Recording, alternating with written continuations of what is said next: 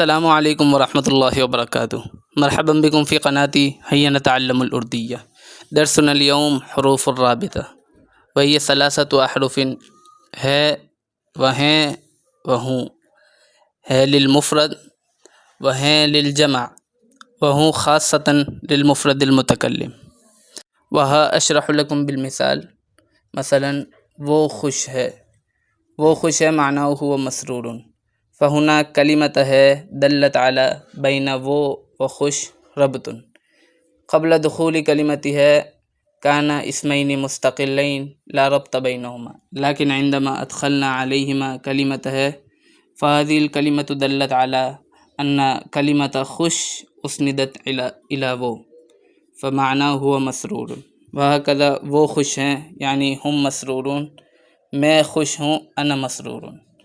شكرا لكم على مشاهدة المقطع، والرجاء منكم دعم القناة بالاشتراك والإعجاب والتعليق والنشر، وجزاكم الله خيرا. السلام عليكم ورحمة الله وبركاته.